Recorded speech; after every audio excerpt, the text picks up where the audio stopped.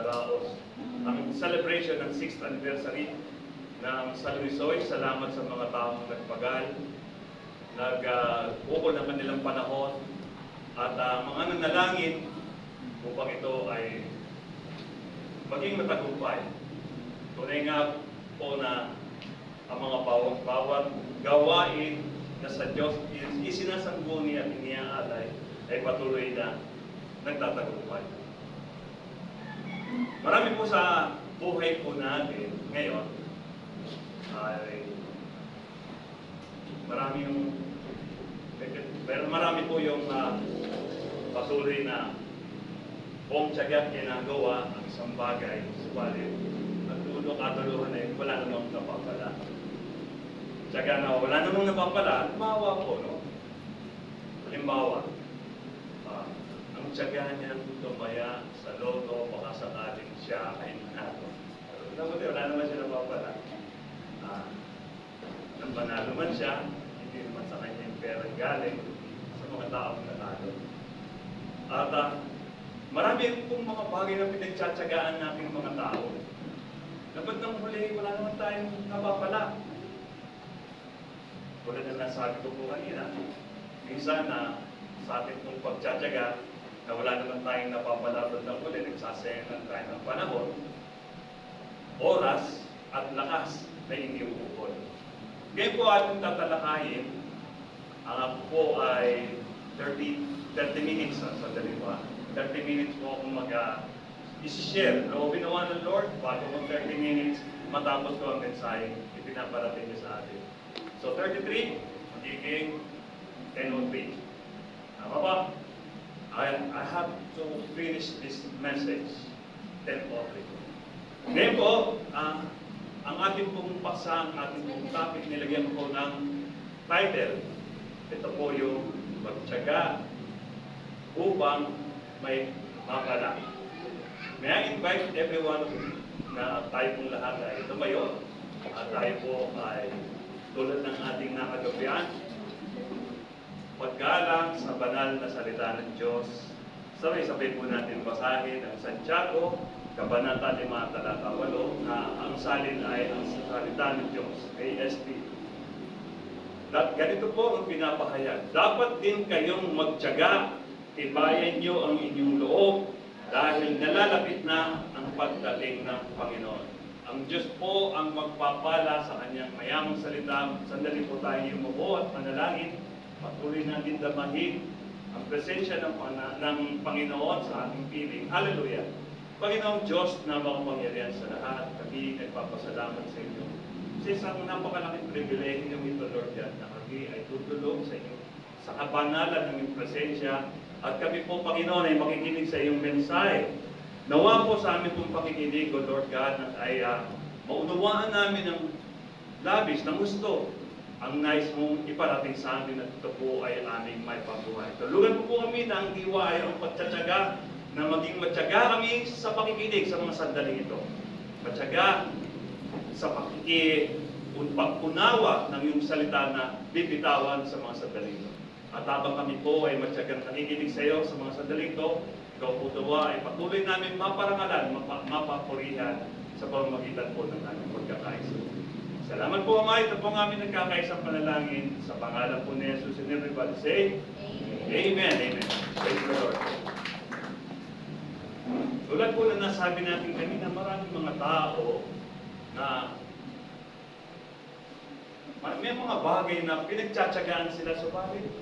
Sa kahulihan eh, wala naman sila napapala, kundi magsasayang lang ng oras, panahon, at lakas. Sabi po niya, ng aklat ni Santiago, sabi dapat din kayong magtiyaga. Tibayan niyo ang inyong loob dahil nalalapit na ang pagdating ng Panginoon. Sa ating pong introduction, sabi, dahil sa pagtsatsaga, nakakamit natin ang bunga ng ating pinaghirapan. Subalit, meron isang tanong dito, pero bakit hindi lahat nagtsatsaga? Sabi natin, dahil sa pagtsatsaga, nakakamit natin ang bunga ng ating pinaghirapan. Halimbawa na nasasabi ko lagi, magandang halimbawa po ka dito sa pagtsatsaga natin sa pag-aaral, kahit na minsan, katulad ngayon, malakas ang temperatura, mainit, napakainit. Subalit, buong tiyaga pa rin natin itong, buong tiyaga pa rin sinusuong ng mga estudyante, kanilang ang sarili para kahit mainitan sila dahil sa meron silang goal na makapagtapos. Diba? At yun ang mapapala nila, ang pagtatapos. Pero mapahalag po ang mga estudyante, no? Dahil kapag may mga kalamidad, tulad ng pagbaha, malakas na bagyo, at the same time, itong mainit na panahon, kinikilala ng gobyerno, ng pamahalaan, na wala munang klase. Pwede silang walang klase, wala munang pag-aaral. Di ba? Paano na may mga nagtatrabaho? So, mga nagtatrabaho, no? Ganito yan eh. Umulan, bumagyo, lumindol man, o pumutok ang bulkan, 1 oras ng trabaho. Amen po ba sa mga nagtatrabaho dyan? Ganon. Kaya walang exemption, pero mawalag yung mga ano. Pero ang mahalaga nito, ang uto, sabi, magtiyaga. Dahil, sabi, meron tayong mapapala. Unang, tatlong bahagi lamang po ng paksa natin, yung key verse po natin, ang ipinapahayag ito. Unang-una sabi, dapat tayong magtiyaga. Dapat daw tayong magtiyaga. Ito po ang utos, o yung paalala sa atin, ni Apostol Santiago sa kanya pong isinulat. Dapat daw tayong magtiyaga. Sabi, paano tayo magtiyaga? Sabi sa Santiago rin, Kabanata 5, talata 10, sabi, tularan nyo ang pagtitiyaga at pagtitiis ng mga propeta na mga tagapagsalita ng Panginoon. So, ang pagtitiyaga daw po na hinihiling sa atin dito ng Panginoon ay yung pagtulad sa mga propeta. Paano yan? Wala na tayong kilalang mga propeta ngayon. Noong panahon dati kasi may mga propeta dahil sila ang ginagamit ng Diyos para ipahayag ng Diyos ang kanyang mensahe. Kung ano ang dapat gawin ng mga hari o ng mga tao na ipinapasabi ng Panginoon sa propeta. No? Sabi, dapat tayo magtiyaga, tularan daw natin sa pagtitiyaga ang mga propeta. Sila kasi, matyaga sila sa paghihintay ng mensahe at utos ng Diyos sa kanila. Yung instruction. Isa, no? Siyempre, sila ay mga propeta at the same time, wala naman silang direct income. Kaya, minsan, matyaga rin sila maghintay sa provision ng Lord ng kanilang matutuluyan, ng kanilang kakainin, o sometimes yung mga kanilang susuotin. Kaya, ito ang hinahalimbawa sa atin ng Apostol Santiago, na tularan daw natin ito. Meron man o wala, busog ka man o gutom, magtiyaga pa rin po tayo. Yun ang sinasabi ni Apostol Santiago ito. Magtiyaga tayo, maghintay sa mensahe ibibigay sa atin ng Panginoon. Ngayon, paano naman nagbibigay ng mensahe ang Panginoon sa atin? Ito po yung Bible. Pag pinasa po natin yan, isa magugulat ka na lang, ito pala nice ipagawa sa atin ng Panginoon. O bisa naman kung sa Bible, bisa nagpipray ka. Nagpipray ka, may ipa-flash out sa isip mo ang Panginoon na dapat. Ayun ang mensahe. O kung minsan naman, sa pakikipag-usap nyo, sa fellowship, isa mamamalaya mo, yun pala ang mensahe ng Panginoon sa atin. O hindi naman, kung minsan natutulog ka, bigla-bigla, gigisingin ka ng Lord, o kaya minsan mananaginip ka, o kaya minsan nananahimik ka, nakaupo mo lang, bigla-bigla, merong pangitain, ibibigay ng Diyos sa'yo. And that is how God speaks to us. Iba't ibang kaparaanan. Kaya lang, in return, ang hinihiling lang sa atin ng Panginoon, maging matyaga tayo sa paghihintay kung ano ang nais ipagawa, ipaalala sa atin ng Panginoon. Ang pagtsatsaga, tignan po natin. No? Tayong lahat ay ngayon ay nanggaling sa sinapupunan ng ating ina. Ilan po ito yung mga nanay? Yung mga nanay, diba? At kayo ay siyempre naranasan ninyong kayo ay nabuntis. Kayo ay nabuntis, ilang buwan yung pinagtyagaan sa sinapupunan nyo ang bata. Di ba? Minsan, kapag sila'y nagpaparamdam na nagugutom, gumagalaw-galaw yan. Nararamdaman nyo yung bawat sipa, galaw nila sa loob na sinapupunan, sa tiyan, nandun nararamdaman nyo yung kirot. Amen po ba mga nanay? Lalo na pagka sumisipa-sipa na, no? Talagang ramdam nyo. Kaya kita kailangan pagtyagaan. Dahil may katapusan naman din ang pagtsatsaga.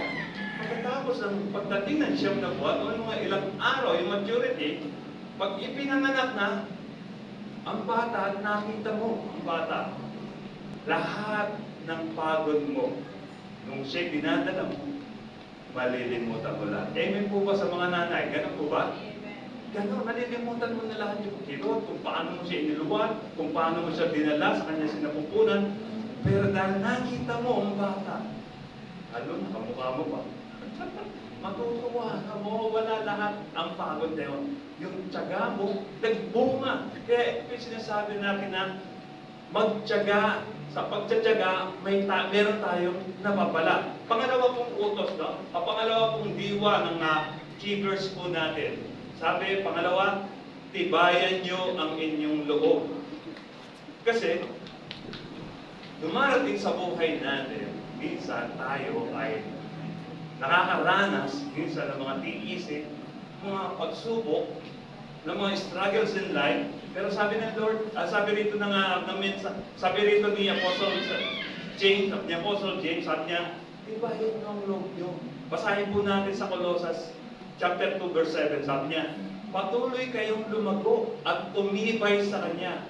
Magpakatatag kayo sa pananampalatayang itinuro sa inyo at maging mapagpasalamat din naman kayo. Ibig sabihin, kahit ikaw ay nagpapakatatag sa mga itinuro sa iyo na dapat mong ipamuhay, naroon pa rin yung thankful heart sa puso mo.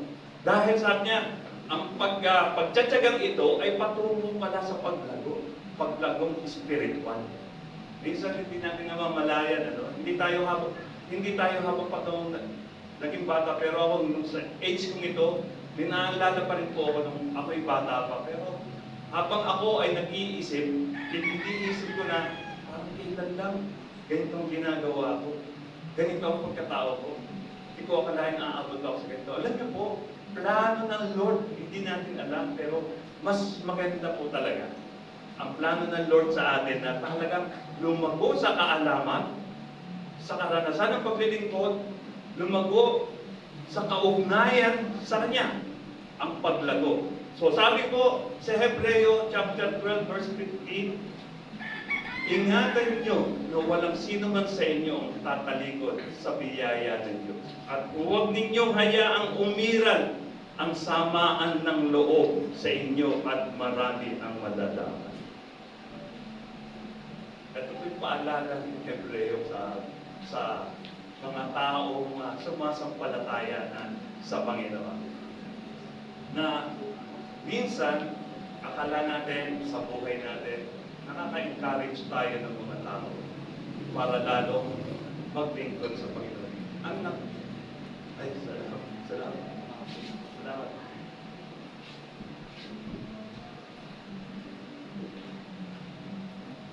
Ang nakalulungkot lamang po minsan, hindi natin namamalayan kasi sobrang kaabala natin. Dahil akala natin, ito ang sinasabi ng Panginoon sa atin na dapat gawin.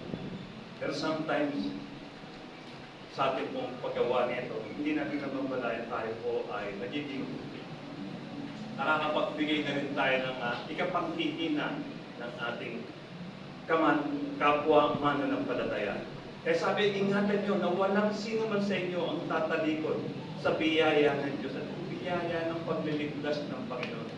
Alam niyo po, maraming beses din sa Bible, sa banal na kasulatan na sinasabi na meron tinatawag na fall away.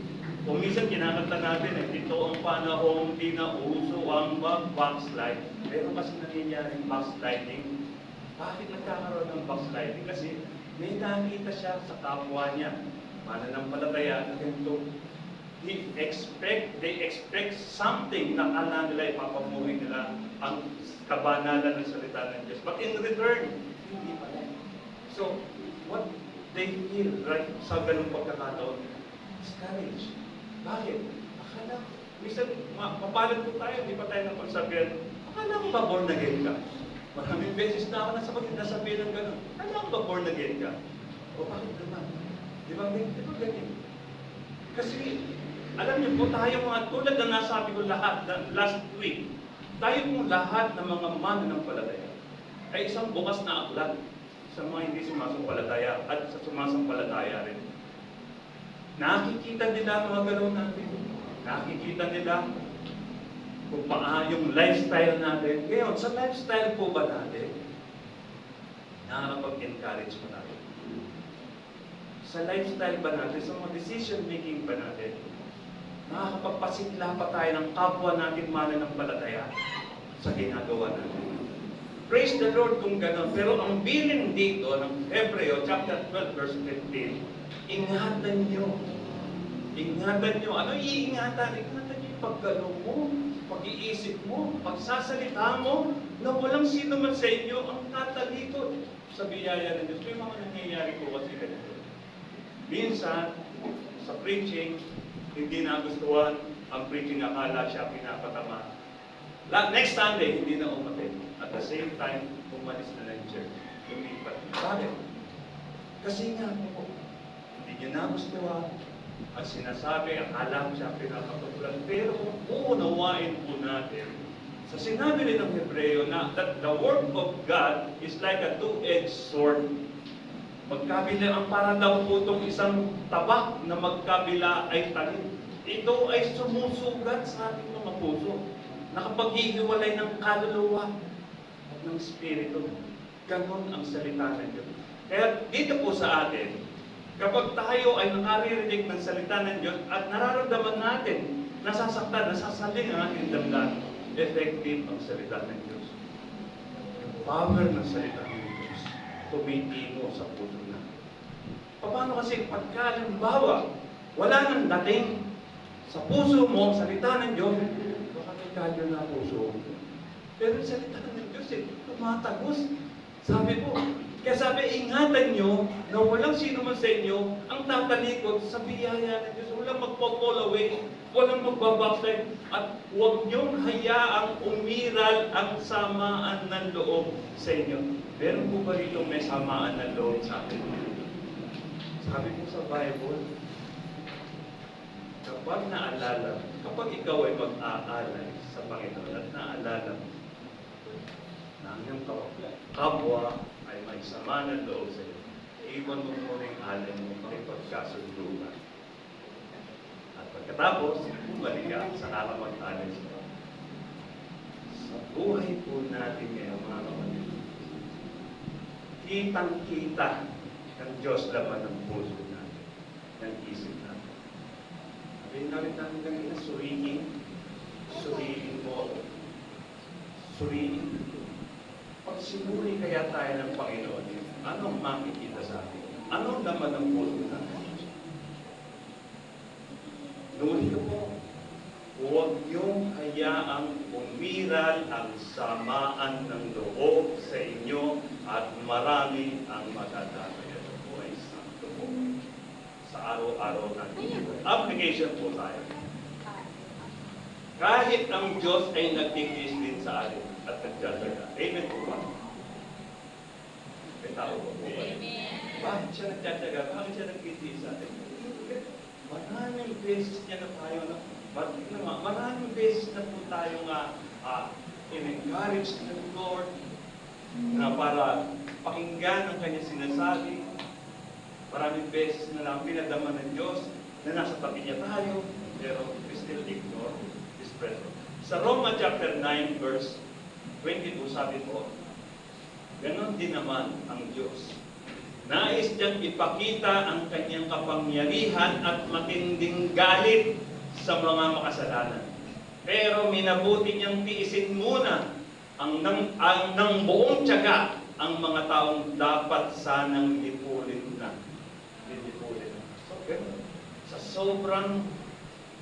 So, sa sobrang galit ng Panginoon, pwede niya nang gawin na malibol tayong lahat. Pakita ang kanyang kapangyarihan sa matinding galit. Bakit?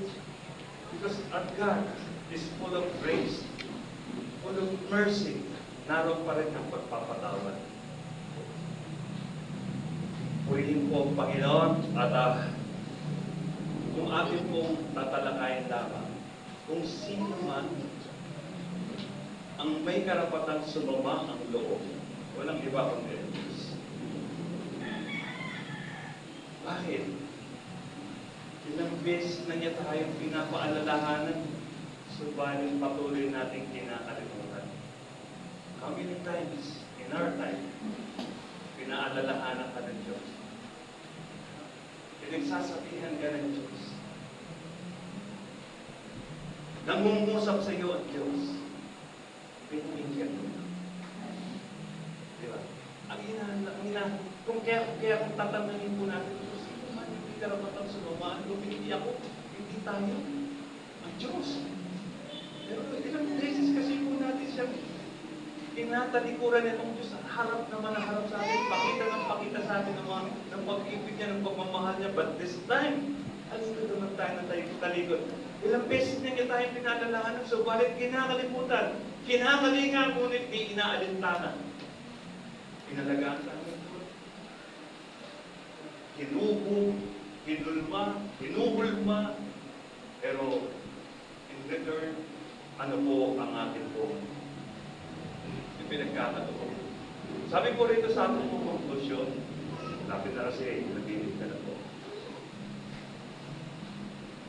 Yung ikatlong ano po, yung ikatlong talat, yung ikatlong sentence po ng ating pong key verse, ito pong ginawa ko na pong conclusion. Nalalapit na ang pagdating ng Panginoon. Nalalapit na nga ba ang pagdating ng Panginoon? Pero isang nasabi natin, bakit ganoon? Sinabi na sa Bible, sinabi na ng mga apostles, ng mga apostol, na malapit na dumating ang Panginoon, pero ilang dekada na. Ilang 2 milenyo na ang dumaan, pero wala pa ang Panginoon. Ano po bang ibig sabihin nito? Sabi natin, hanggang ngayon, naririnig natin, malapit na dumating ang Panginoon. Ano po ba ang ibig sabihin natin? Ano ba yung nais nitong iparating sa atin? Sipin natin, nasa buhay natin ngayon, alam natin, limitado na ang buhay natin. At anytime now, pwedeng dumating ang Panginoon. At sa pagdating ng Panginoon sa buhay natin, kapag tayo'y kanya siniyasat, ano ba ang makikita niyo sa atin? Okay, praise the Lord, nagpagal ka. Purihin ng Panginoon, naglingkod ka sa Panginoon, sa naglingkod ka sa Kanya. Nagbunga ka ng maraming bunga. Lumago ang mga naaakin mo. Pero ano naman ang puso? Panging Diyos lamang ang nakakaalam. Nalalapit na ang pagdating ng Panginoon sa unang Corinto chapter 16 verse 13. Sabi po, ang paalala ni Apostol Pablo sa mga taga-Corinto, yung mga mananampalataya po ito. Sabi niya, maging listo kayo at magpakatatag sa inyong pananampalataya. Magpakatapang kayo at magpakatibay. Ito mga bihip niya para sa, ano ba, ito mga sinasabi niya, magpakatatag sa pananampalataya, magpakatapang at magpakatibay. Bakit kinakailangan tayo magpakatibay, magpakatatag at magpakatapang? Bakit? Kasi tayong lahat, tingnan yung katabi mo. Yeah. Tayong lahat sinusubok. Wala ritong exempted. No exemption po rito. Lahat tayo sinusubok. Sinong sumusubok sa atin? Ang sumusubok po sa atin ang Diyos po ba? Hindi ang pagkakataon. Parang bakit tayo sinusubok? Para tayo ay maging matatag, matibay, at matapang. Paano kapag ikaw ay sinusubok at hindi ka nagiging matatag o nagpakatapang? Ano yung nagiging resulta? Madalas yung pagtakas.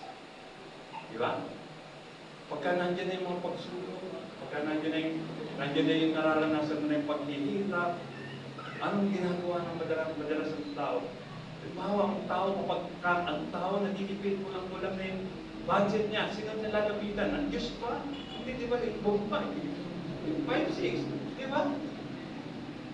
Pagka may karamdaman, ang bawat isa, sino nilalapitan? Tama, meron tayong doktor, pero unahin mo muna ang Diyos. Yun ang sabi eh. Yun ang pilit. Seek Him first. Una mo muna ang Diyos sa lahat ng bagay na dapat mong gawin. Para maparamdam naman natin sa Diyos na ang Diyos ang inuuna natin, ang Diyos ang pinagkakatiwalaan natin. Tayo ay sinusubok, tayo ay hinuhubog. Ibig sabihin tayong lahat ay hinuhulma, kaya kinakailangan tayo magpakatatag, magpakatibay, at magpakatapang dahil tayo ay sinusubok. Una, pangalawa, tayo ay hinuhubog, hinuhulma. Masasabi ba ng palayok na sa kanya na umuhulma sa kanya, ganito gawin mo sa akin? Hindi. Di ba ang nasusunod doon yung umuhulma, yung umuhubog? Tayo lang hinuhubog tayo ng Diyos according to His will. Kung anong gusto niya minsan sa buhay natin kapag meron tayong mga unnecessary baggage sa buhay natin, tinatapyas yan, inaalis yan. Pero pag alis niya minsan masakit, makirot. Eh yung halong tigyawat mo eh. Pag tinanggal mo, pag pinisil mo eh, may mararamdaman ka rin kirot eh. O yung pagtanggal mo ng kalye mo sa mga daliri, may mararamdaman ka rin kirot. How much more kapag kami tinatapyas pa talaga sa buhay mo ang Lord? Na bahagi ng puso mo, bahagi ng isip mo, bahagi ng pagkatao mo, bahagi ng pag-uugali na tinatapyas kayo upang ang buong pagkatao mo ay mahulma according to Christ-like living. Purpose eh. Di ba? Minsan masakit, makilot, pero kailangan nating tiisin, kailangan pagtsagaan sapagkat ito'y ito para rin naman sa atin. Kaya, ito lang po ang paalala ko. Nandito lang po. Tayo ay sinusubok, tayo ay hinuhubog. Kaya anong dapat natin gawin? Huwag tayong aayaw. Kahit madaling umayaw. Huwag tayong bibitaw. Kahit madaling bumitaw. Huwag tayong, ang mahalaga lang, kumapit lang tayo ng mahigpit sa Panginoon. At sa gayon, tayo'y mananatiling nakatayo, nakakapit, mananatiling matatag. Kaya, alam niyo po, sa buhay natin, yung pagtsatsaga na atin pong tema ngayon ay mayroon tayong mapapala. May mapapala kung magtsatsaga. Amen? Nandali po tayo mo at manalangin. Hallelujah. Salamat po, Panginoong Diyos, sa mensaheng ito na inyong ipinarating sa aming mga buhay. Alam po namin, Panginoon, na sa buhay namin ay patuloy ka na umusap. Kumplatuhin mo ang mensaheng ito sa aming puso't isipan, Panginoon, sa pagpagitan ng inyong kapangyarihan. Ikaw lamang po ang patuloy namin nais maparangalan at mapapurihan. Sa pangalan ni Jesus na po namin dalangin. Amen.